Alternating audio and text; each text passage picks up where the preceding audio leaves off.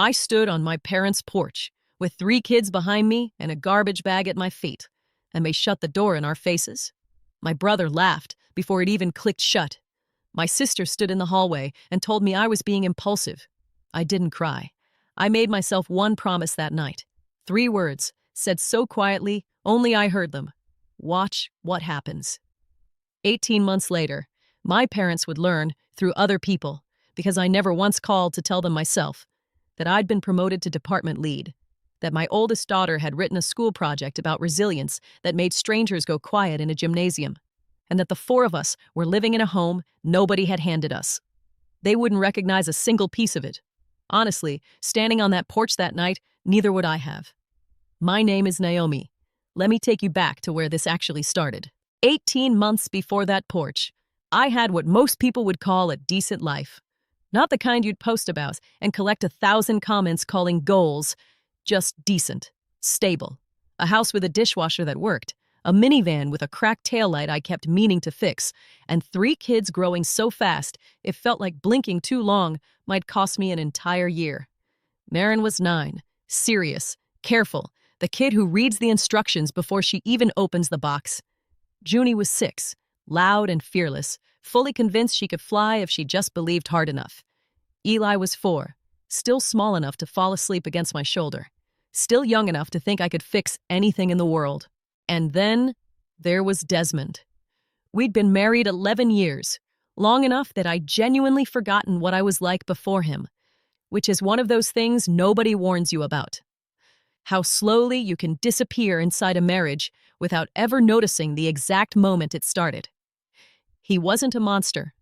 That would have almost been easier. Monsters are obvious. Desmond was charming, inconsistent, and somehow always managed to make whatever went wrong feel like it was quietly, definitely my fault. I worked part-time doing billing for a pediatric clinic. Not glamorous, but steady. I ran the house, the school schedules, the grocery runs, the pediatrician appointments, the permission slips, the 2 a.m. nightmares. Desmond ran his career like a religion. Sales director at a logistics company, good salary, constant travel. And somewhere inside all that travel, he found someone else. I didn't find out through some dramatic confrontation. I found out the way a lot of women do. An unlocked phone left face up on the kitchen counter. 3 sentences in a text thread that weren't meant for me.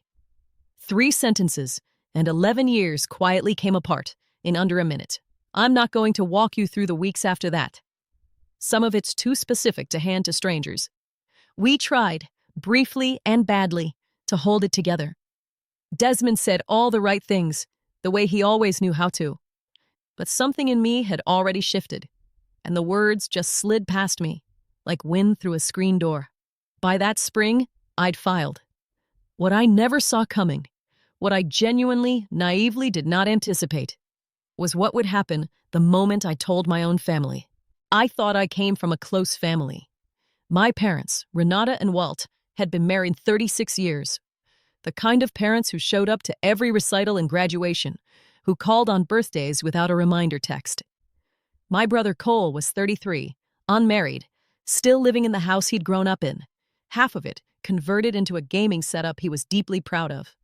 My sister Tess was 27, newly married, and absolutely convinced her 1.5 years of marriage had earned her a doctorate in what made other people's relationships succeed or fail. I called my mother first. I told her everything, what Desmond had done, that I was filing, that I didn't know yet what custody would look like, but that I needed a few weeks to land somewhere safe with the kids. Made it a guest room, just until things settled. There was a pause on the line, the kind of pause that has an entire paragraph folded inside it. Naomi, she said, we really don't have the space. I need you to understand something about that sentence. My parents' house has 4 bedrooms. Cole had 1. 2 sat completely empty. There's a finished basement down there with a pull-out couch, a TV, its own bathroom. I'd slept on that exact pull-out every Thanksgiving for a decade, whenever the holiday ran long. There was space. There was more than enough space. Mom, I said carefully, I have 3 kids. I just need a few weeks. She told me divorce was a serious step, that Desmond was a good provider, that marriages go through rough patches and you work through them. He had cheated. I had the text saved on my own phone. I hadn't misunderstood a single part of this, and somehow I was the one being asked to reconsider. I drove over the next morning anyway, into the driveway I'd pulled into 1,000 times, up the porch steps I used to run up as a kid, and knocked on the door of my own parents' house. My father answered. Walt has never been a cold man, not really. But his face did something careful when he saw me and the 3 kids behind me, like he'd already been briefed, like he'd rehearsed exactly what he was about to say. Your mother and I talked, he said. We don't think it's a good idea, you staying here right now. Dad, my voice came out smaller than I wanted. I have nowhere else to go tonight. The house situation, I don't know what's happening with that yet. Lawyers, who knows how long. You could go back, try again. Marin was standing right behind me, 9 years old, completely silent, her hand sliding into mine. I held it so tight my knuckles ached. I'm not going back, I said. I'm asking you for help. He looked at me for a long moment. Then he looked past me, at the kids. Then he stepped back and said, I'm sorry. We just can't do this right now, and started easing the door shut. That's when Cole appeared behind him, 33 years old, rent-free in our parents' house his entire adult life, and had the nerve, the actual nerve, to lean around our father's shoulder with this half-smile and say, There's really no space, Nay. You know how it is. He had an entire wing of that house to himself. I stood on that porch and didn't cry, even though it was pressing right against the back of my throat. Marin was holding my hand. Junie had pressed herself into my leg. Eli had both arms wrapped around my waist from behind, 4 years old, and somehow already able to feel that something was wrong, even without understanding what. I was not going to fall apart in front of them. Okay, I said. Then Tess showed up. Of course she did, appearing in the hallway like she'd been cued. Arms crossed, head tilted at that exact angle she uses right before saying something she's already decided is very wise. Honestly, she said, I think this whole thing is a little impulsive. Desmond's not a bad person. People mess up. You have 3 kids. Their stability matters more than your feelings right now. Their stability. As if I hadn't been the entire architecture of that stability for 9, 6, and 4 years, respectively. Every pickup, every fever, every nightmare, every first day of school. As if there'd be any stability at all without me holding it up with both hands. Thank you for your input, I said, voice perfectly even. She shrugged like I was the one being difficult. I picked up the garbage bag. I buckled 3 kids into a minivan with a cracked taillight, and I drove away from the house I grew up in. We spent that first night in a motel 20 minutes outside town. More than I wanted to spend, but clean, 2 beds, and the kids decided it was an adventure. Marin helped me get Eli settled. Junie announced she'd be sleeping in the middle because she was, in her own words, the important one. I let myself cry for the first time in weeks, small and quiet, after they were finally asleep. I lay there that night thinking, not about what I'd lost, but about what I still had. A part-time job I could probably push to full-time if I asked. A decent work history. A lawyer who'd taken my case on a payment plan. 3 healthy kids currently piled together like puppies. And a promise I'd made to myself, alone, on a porch. I'm going to skip over most of the ugly part in the middle. Not because it wasn't real, but because this story isn't really about that part. There was a month in that motel that felt longer than the year before it. There were nights I ate crackers for dinner because the cash had gone toward new shoes for Eli after a sudden growth spurt. There were nights I sat on a bathroom floor after the kids fell asleep and let myself feel the entire weight of it, and then got up, washed my face, and went back to being their mother. What I actually want to tell you about is what came next. My supervisor, a woman named Paulette, sharp, no nonsense, kinder than she let on, noticed I'd started coming in early and staying late. She asked me straight out one afternoon if things were hard right now. I told her yes. She didn't offer sympathy. She offered full-time hours with benefits, on the spot, before I'd even finished answering. I said yes before she finished the sentence. I found a 2-bedroom in a neighborhood that wasn't fancy, but was safe, close to the girls' school, a bus stop 2 blocks from Eli's daycare. The kitchen had exactly 1 drawer that opened smoothly. The bathroom tile was a shade of beige that had probably been fashionable sometime around 1988, but it was ours. We hung curtains the first weekend. Junie picked them, an aggressively cheerful yellow, and I stood back and thought, okay, this is going to be all right. The divorce took 8 months. Desmond had the better lawyer early on and used every bit of it, pushing for a custody split that was, generously speaking, optimistic about how present he actually planned to be. But here's the thing about fathers who haven't been doing the actual work all along. They don't have the paperwork to back it up.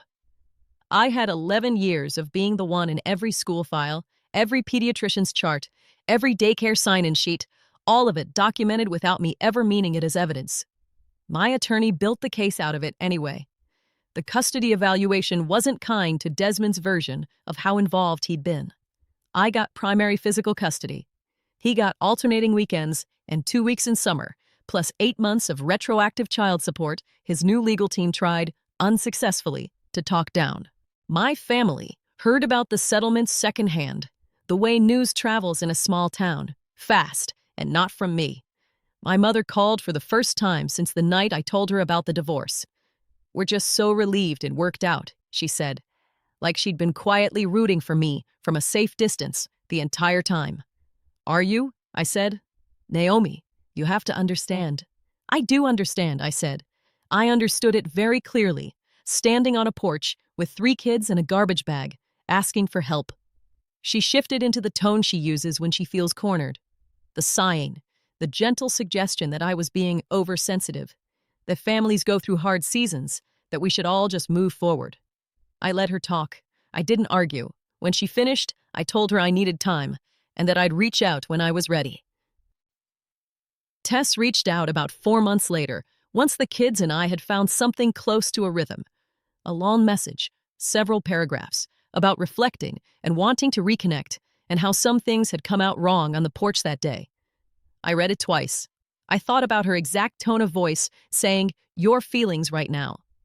I wrote back something short and not unkind, that I appreciated it, that I needed more time, that I'd reach out when I was ready. She hasn't stopped trying since. Messages every few weeks, each one a little more aware of what she'd actually said that night. I read every one. I'm in no hurry. Cole hasn't reached out at all, which is its own kind of answer. My father sent a Christmas card, 2 words in his handwriting, "Thinking of you."